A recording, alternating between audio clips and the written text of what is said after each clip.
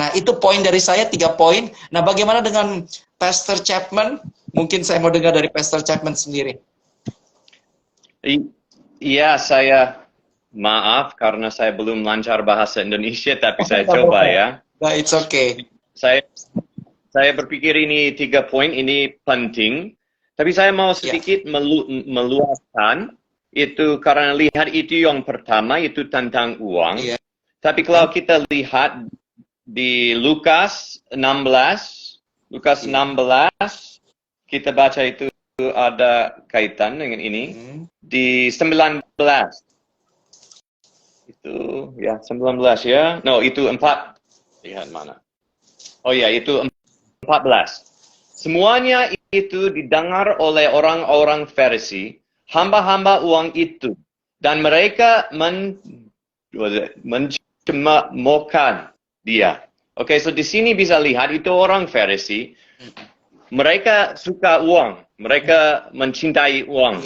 Tapi mereka sebenarnya mereka orang pelayanan. Mereka harus itu melayani orang dan melayani Tuhan. Tapi sebenarnya mereka melayani diri sendiri. Mereka mau uang, tapi mereka tidak hanya mau uang, mereka juga mau posisi atau reputasi yang bagus atau itu kuasa untuk mengontrol orang lain. So mereka juga ada pikiran itu tidak hanya tentang uang, tapi itu tentang diri sendiri.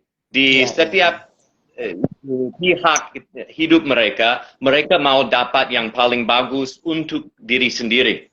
Tapi kalau kita terus baca di 15, itu berkata, lalu ia berkata kepada mereka, kamu membenarkan diri di hadapan orang, tetapi Allah mengetahui hatimu. Sebab apa yang dikagumi manusia dibenci oleh Allah.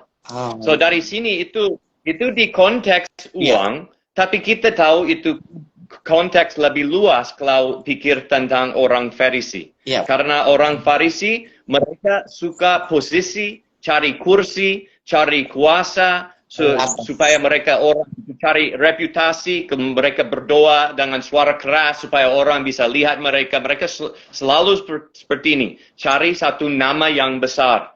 Dan saya pikir situasi di sini kalau lihat kondisi di Indonesia, di gereja, ini masalah besar seperti itu sekarang.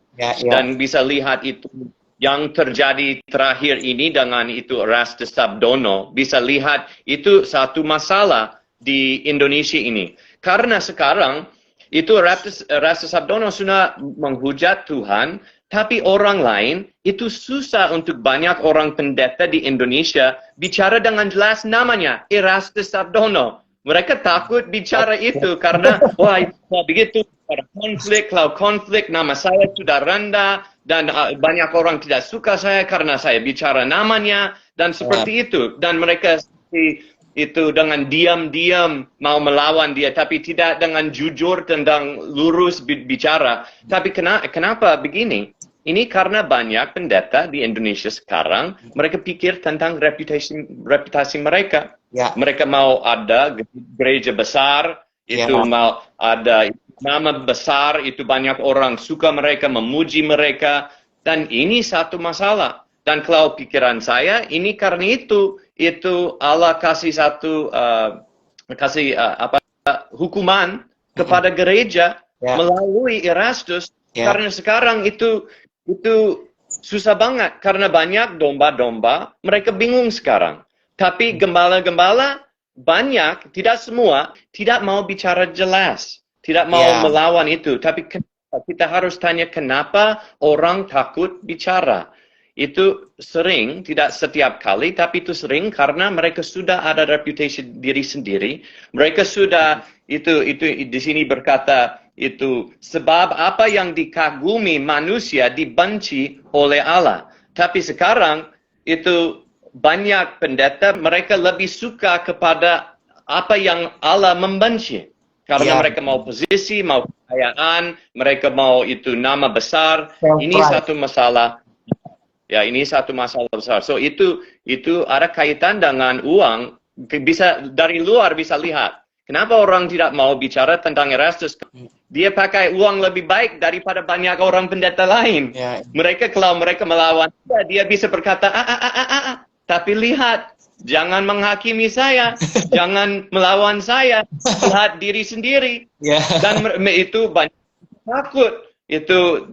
Pasti kita tidak bisa mengenal hati orang. Pasti setiap orang pendeta harus berpikir diri sendiri bagaimana mereka itu lakukan di situasi ini. Tapi kita bisa lihat dari luar. Itu banyak orang di situasi mereka sudah mencintai uang, mencintai reputasi besar, mencintai dapat itu gereja besar dan nama hebat. Ini masalah besar dan ini bahaya banget. Karena sekarang banyak domba-domba, tidak ada gembala yang mau bicara. Mereka harus diam, karena kalau bicara mereka juga akan diuji oleh orang.